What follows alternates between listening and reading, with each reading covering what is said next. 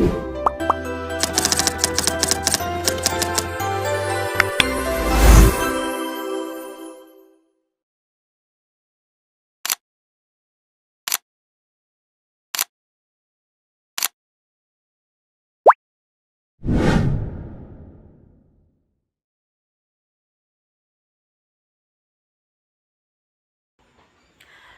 day everyone. In this video, we will analyze a real-life human rights issue involving Bong Suntay, who made controversial sexist remarks on March 3, 2026. During a House hearing, he made a statement involving Ann Curtis that many people found offensive and disrespectful to women. This issue became viral and sparked public outrage, leading to complaints, investigations, and discussions about gender equality. This case is important because it involves key human rights such as the right to dignity, the right to equality regardless of gender, protection from gender-based harassment. In this presentation, we will analyze the case using four conflict analysis tools: the timeline, the conflict triangle, the onion model, and the four multi-party geometry. Let's begin with the background of the case.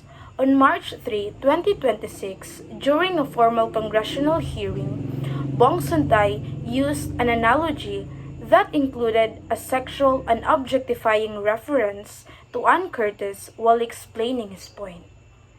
Even though the statement was meant to illustrate an idea, many people criticized it because it objectified women. It was inappropriate for a formal setting. It reflected sexist attitudes. After the incident, the remark was removed from official records. Women's rights organizations filed complaints. Government agencies like CHR and PCW condemned the statement. Suntay later issued an apology.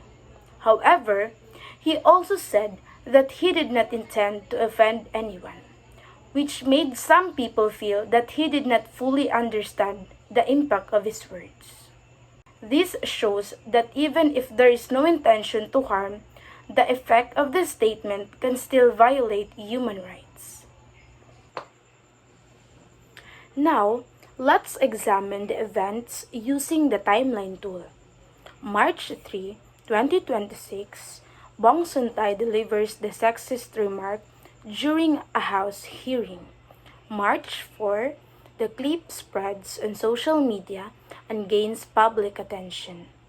March 4 to 5, netizens, media, and advocacy groups react and criticize the statement. March 5, government agencies and women's organizations release statements condemning the remark. March 6 to 7, formal complaints are filed against Suntay before proper authorities. Afterwards, the issue continues to spark debates about sexism, accountability, and leadership behavior. This timeline shows how fast information spreads today. A single comment can quickly turn into a national issue. It also highlights how the public plays a role in calling out injustice, institutions to protect human rights. Next, let's analyze the issue using the conflict triangle, which includes attitude, behavior, and contradiction. Attitude, this refers to beliefs, values, and perceptions. In this case, the issue may reflect underlying sexist attitudes, where women are sometimes viewed as objects or used in inappropriate comparisons, even if unintended. Such Attitudes can influence how a person speaks. Behavior.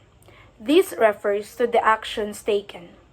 The behavior here is the use of objectifying and inappropriate language in a formal and public setting. Because Suntay is a public official, his words carry more weight and influence. Next is contradiction. This refers to the root problem or conflict. The contradiction in this case is between the right of women to dignity and respect and the misuse of freedom of speech. Freedom of speech is important, but it should not be used to justify harmful or disrespectful language. The conflict exists because there is a mismatch between modern values of equality and respect and lingering sexist beliefs in society. Now, let's go deeper using the onion model. In the outer layer, positions. These are what people openly say. Suntay's position, it was just an analogy and not meant to offend. Women's group's position, the statement is sexist and should be held accountable. In middle layer, interest. These are the reasons behind their positions. Suntay wants to defend his reputation, wants to avoid legal consequences. Women's groups want justice and accountability, want to promote respect for women. In the core, needs. These are the deeper human needs.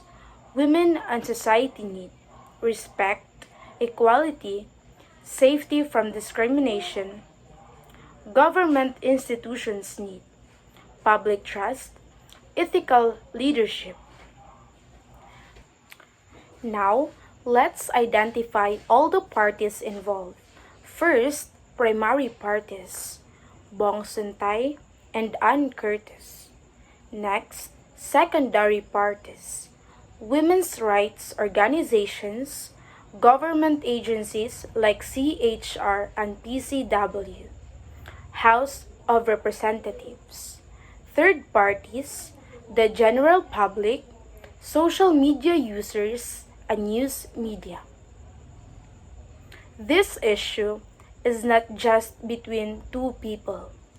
It is a multi-layered conflict involving a personal impact, social values, political accountability. The involvement of many groups made the issue bigger and more impactful. To conclude, this case teaches us several important lessons.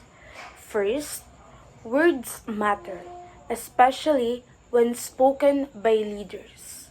Second, sexist remarks are not just jokes or simple mistakes.